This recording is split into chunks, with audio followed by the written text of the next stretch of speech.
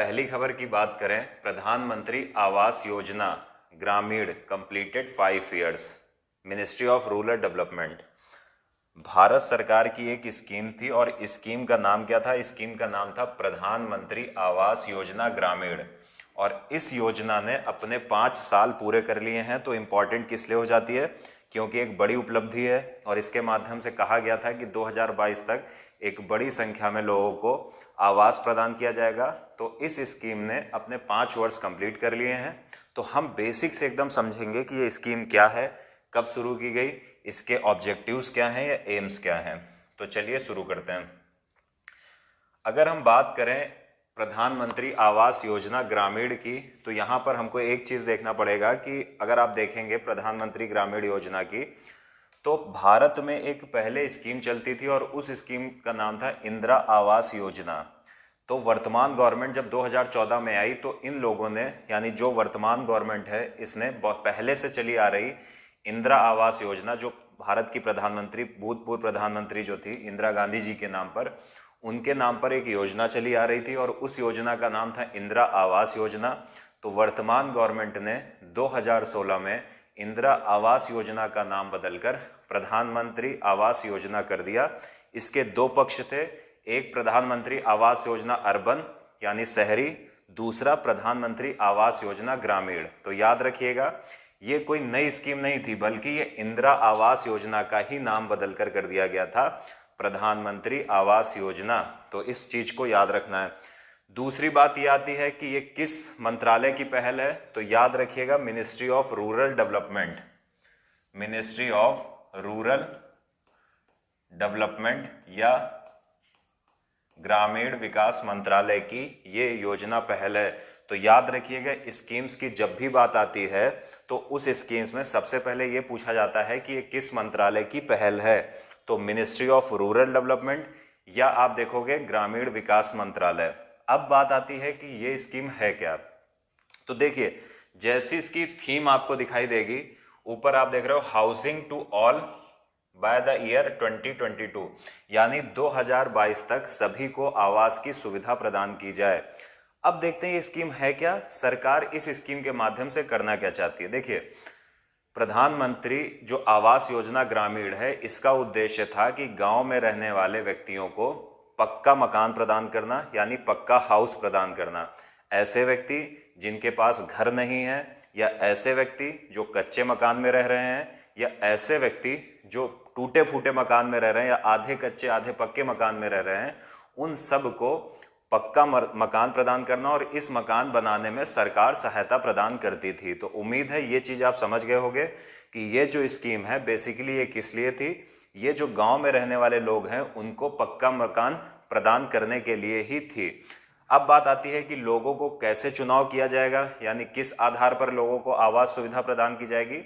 तो आपको पता है कि भारत में एक बिलो पॉवर्टी लाइन होती है, गरीबी रेखा। तो गरीबी रेखा के नीचे रहने वाले लोगों को सरकार इस स्कीम के माध्यम से टारगेट कर रही थी। तो याद रखिएगा कि जो लोग गरीबी रेखा से नीचे अपना जीवन यापन कर रहे थे, सरकार उन लोगों को आवासीय इकाई या यूनिट बनाने के लिए ग्रांट या अनुदान या सहायता प्रदान कर रही थी।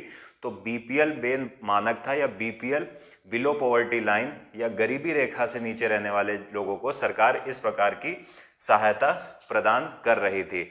अब बात आती है कि इसके बेनिफिशरीज कौन थे या किसको किसको ये सुविधा, क्या कोई टारगेट ग्रुप था? तो चलिए बात करते हैं। देखिए, पहली बात तो इसमें यह कही गई थी कि एससी यानी शेड्यूल्ड कास्ट और एसटी, इनको टारगेट किया गया था। ऐसा ही नहीं है कि सिर्फ एससी या एसटी लोगों को टारगेट किया गया था, ऐसे गांव में रहने वाले लोग जो नॉन एससी और एसटी हैं, यानी वो एससी और एसटी नहीं हैं, उनको भी इस स्कीम के माध्यम से टारगेट किया गया था। साथ ही साथ कुछ मजदूरों को भी टारगेट किया गया था जो बंधुआ मजदूरी से मुक्त हुए थे। साथ ही साथ आप देखोगे तो यहाँ पर आप देखेंगे तो टारगेट किया गया था उन महिलाओं को जिनके हस्बैंड वीर गति को प्राप्त हो गए थे और वो भारतीय सेना में या किसी अर्धसैनिक फोर्स में काम करते थे। तो उनको भी इस स्कीम में विशेष टारगेट प्रदान किया गया था कि उनको किसी भी प्रकार से इस स्कीम के माध्यम से पक्का मकान प्रदान किया जाए। फिर बात ये आती है कि कैसे चुनाव होता था कि किस व्यक्ति को मकान प्रदान किया जाए। तो सब इसके लिए यूज़ होता था सोशल इकोनॉमिक कास्ट सेंसस, जिसको हम बोलते हैं सोशल इकोनॉमिक कास्ट सेंसस 2011, यानी 2011 की सामाजिक आर्थिक और जातिगत जनगणना जो हुई थी, इसमें विशेष फोकस इस पे किया जाएगा। इस पे एक 3 डायमेंशन व्यू था, मतलब किन लोगों को चुनना है, इसके 3 एक क्राइटेरिया थे। क्राइटेरिया क्या थे? पहले व्यक्तियों को सेक्ट 2011 से चुना जाएगा, फिर ग्राम सभा को भी इसमें सम्मिलित किया जाएगा, और फिर इसमें जियो टैगिंग के माध्यम से चुनाव होगा। तो याद रखिएगा 3 स्टेप थे, पहला था सेक्ट 2011, फिर ग्राम सभा, फिर जियो टैगिंग। अब बात आती है कि क्या ये जो आवास या यूनिट्स बनाई जा रही थी, इनका पूरा खर्चा केंद्र सरकार उठाती थी? बिल्कुल नहीं। एक शेयर डिवीजन था केंद्र और राज्य के बीच। जैसे अगर हम बात करें मैदानी क्षेत्रों की या उत्तर भारत के मैदान की, तो यहाँ पर किसी भी घर के निर्माण में या यूनिट के निर्माण में जो खर्चा होना था वो 60% केंद्र सरकार दे रही थी और 40% राज्य सरकारें दे रही थी।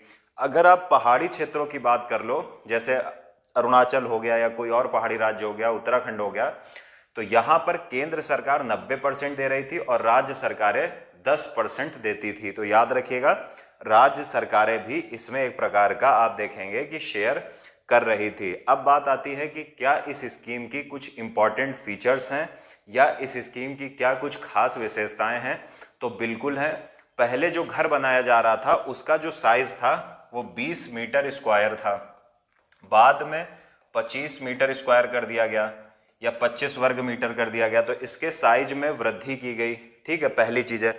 दूसरी चीज क्या थी कि पहले जो सरकार के द्वारा ग्रांट प्रदान की जाती थी, जो पैसा प्रदान किया जाता था यूनिट निर्माण में, पहले 70,000 प्रदान किया जाता था मैदानी क्षेत्र में, यानी 70,000। बाद में इसको कर दिया गया था 120 लाख, यानी 1.20 लाख। 70,000 से बढ़ाकर कर दिया गया था 1.20 लाख रुपए सरकार ग्रांट देती है। और अगर हम ये मैदानों के लिए था, यानी प्लेन्स के लिए था।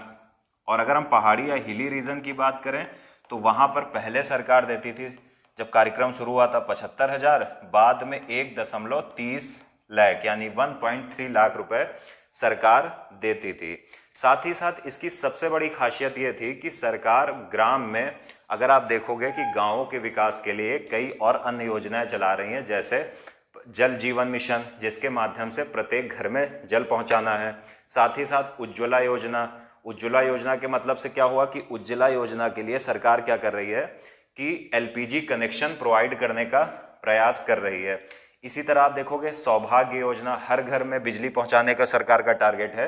तो जल जीवन मिशन और उज्ज्वला योजना और सौभाग्य योजना सभी को इसी में समन्वित करने का सरकार प्रयास कर रही है कि अगर हम हाउस प्रदान कर रहे हैं, हम पानी भी प्रदान कर रहे हैं, हम बिजली भी प्रदान कर रहे हैं और हम एलपीजी भी प्रदान कर रहे हैं, तो हम ये सारी स्कीमों को अलग अलग क्यों चलाएं? क्यों ना इसको हम प्रधानमंत्री आवास योजना ग्रामीण के साथ कन्वर्ज करके एक साथ अगर हम इम्प्लीमेंट करें तो उसके बेहतर परिणाम शामिल होंगे या साबित होंगे। तो उम्मीद है पहली न्यूज़ को हमने बहुत अच्छे से कवर कर लिया है और उम्मीद करता हूं कि आप सब समझ भी पाए होंगे इस न्यूज़ को।